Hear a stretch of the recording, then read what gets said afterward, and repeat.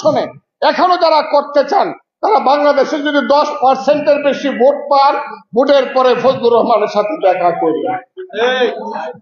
বড় বড় কথা বলেন, 20টা সিট একা একা পায়ে দেখেন তো দেখি। 3বার একা ইলেকশন করছেন, একবার একটা, একবার 3 দেয়া। এই তো শক্তি। হ্যাঁ, বিএনপির নামে দুর্নাম করাতে পারবেন। বিএনপি খুব লুটপাট করতেছে, বিএনপি দেশ শেষ করতেছে চাঁদাবাজি করে। বিএনপির কর্মীরা খুব খারাপ বলে বলে সারা দিন ইউটিউবে মানুষকে বিভ্রান্ত করতেছেন। আমি অস্বীকার করি না, বিএনপির কর্মীরা 15 বছর না খায়া ছিল, অনেক অত্যাচার অবিচার সহ্য করেছে। মা মরেছে, বাপ মরেছে, জেলে থাকার কারণে বাপের জানাজা পড়তে পারে নাই, যার জানাজা পড়তে সেটা ডান্ডা বেরিয়ে পড়ে। সেই বিএনপির একটা কর্মী যখন পেটে ভাত থাকে না, যদি 10টা টাকা রোজগার করতে চায়, তার যদি দুর্নাম হয়, যারা ব্যাংক দখল করে তাদের দুর্নাম হবে না? যারা বলেন বিএনপি খুব অত্যাচার করতেছে, কই উবায়দুল কাদের শেখ হাসিনারা তো বলছিল যে বিএনপি বাদ এদের পতন হলে বিএনপি একদিকে 5 লাখ, একদিনে 5 লাখ লোককে মারে ফেলবো। কয় লাখ লোক মারা গেছে বাংলাদেশে? বিএনপি যে ধৈর্য ধরছে, বিএনপির নেতা তারেক রহমান যে ম্যাচিউরিটির পরিচয় দিছে, দেশকে যেভাবে রক্ষা করছে, এর মধ্যে যারা বিএনপিকে সমালোচনা করে তাদেরকে হুঁশিয়ার করে আমি বলতে চাই, চক্রান্ত করে ক্ষমতায় থাকতে পারবেন না। বেশি দিন ক্ষমতাকে দীর্ঘায়িত করেন না। যেসব ছেলেরা বলো বাবারা আমি এখনো তোমাদেরকে সন্তানের মতোই মনে করি, তোমাদের বয়স 22 বছর, 23 বছর, 24 বছর, 25 বছর। এখন বাংলাদেশের সব দলের চেয়ে বড় দলের নাম হলো সমন্বয়ক এক দল। হ্যাঁ, সমন্বয়ক। আমি গেছিলাম, যদি 4-5টা ছেলে হাতে ডায়েরি নিয়ে হাঁটে, দিলাম বাবা তোমরা কারা, আমারে সালাম দিছে, স্যার আমরা হলাম আমরা সমন্বয়ক। একটা ছেলে বলে তুমি সমন্বয়ক? বোকা হয়ে গেছে, না স্যার আমার ভুলে গেছে, আমরা হলাম সমন্বয়ক। আমি কেন আসছিলাম? ডিসি সাহেবের সঙ্গে মিটিং করতে আসছি। কোন ক্লাসে পড়ো? কলেজে ফার্স্ট ইয়ারে পড়ি, গুরুদয়াল কলেজে।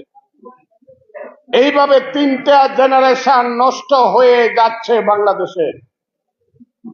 আমরা আগে মেট্রিক পরীক্ষায় লিখতাম এই মিন লাইফে ডাক্তার হতে চাই, ইঞ্জিনিয়ার হতে চাই, সমাজকর্মী হতে চাই। এখন ছেলেরা লিখবে সমন্বয়ক হইতে চায়। কারণ সমন্বয়ক হইলে পরে ফার্স্ট ইয়ারে পড়েই ডিসি সাহেবের সাথে মিটিং করিয়া প্রজেক্ট করা যায়। এই দেশ চাই না। আমাদের ছেলেপেলেরা স্কুল কলেজ বিশ্ববিদ্যালয়ে যাও, লেখাপড়া করো। ইন্ডিয়াকে সারাদিন বকা দেও 1000 বার, আমিও বকি, কিন্তু জওহরলাল নেহরু ইউনিভার্সিটির ছাত্রের চেয়ে তুমি ভালো ছাত্র হও। বেঙ্গালুরের আইটির একটা বিজ্ঞানীর চেয়ে ভালো বিজ্ঞানী তুমি হও। তুমি বাংলাদেশের মুখ উজ্জ্বল করো। সারা দেশে আমরা যারা পুরো জিনিস না, ওইটা কোনো স্বাধীনতা ছিল না, তোমরা স্বাধীনতা দিবা। আরে বাবা, 71-এর স্বাধীনতা আর এই স্বাধীনতা, বিড়াল রে কিন্তু বাঘের মাসি বলা হয়।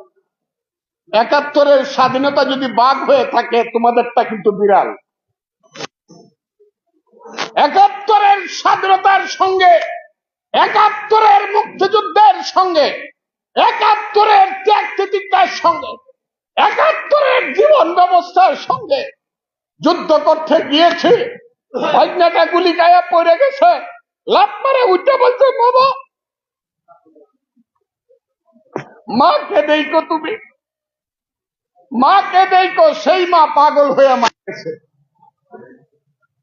মুক্তিযুদ্ধ আপনারা বলেন, এই যে যুদ্ধে 9টা মাস কাটিয়েছেন, বলেন তো দেখি মুক্তিযোদ্ধারা জীবনের যে শ্রেষ্ঠ সময়ের ত্যাগ করেছেন তার সাথে কোনো তুলনা হয় কিনা বলুন না দেখি। আপনারা কি সব ভুলে বসে আছেন নাকি? তাহলে যখন বলে 71-এর মুক্তিযুদ্ধ কিছু না, তাহলে আপনারা চুপ করে থাকবেন? চুপ করে থাকবেন? যদি না থাকেন আমাকে হাত তুলে দেখান যে 71-এর মুক্তিযুদ্ধ আমরা ভুলব না। কাজেই যারা 71-কে ভুলাইতে চান তাদেরকে আমি সাবধান করে বলতে চাই, এই বাঙালি জাতি কোনদিন ৭১কে ভুলবে না।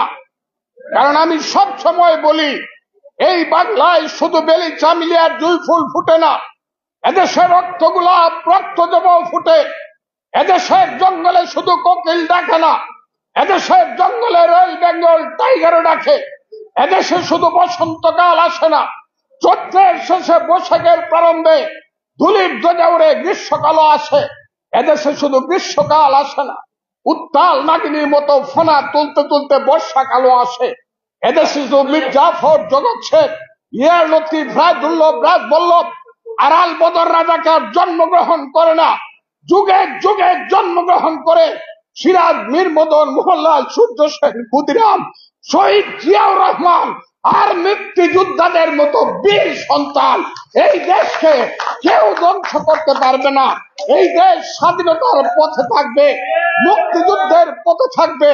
এই কথা বলে আপনাদের সবাইকে আমার সংগ্রামী সালাম, অভিনন্দন এবং শুভেচ্ছা জানিয়ে শেষ করতে খোদা হাফেজ।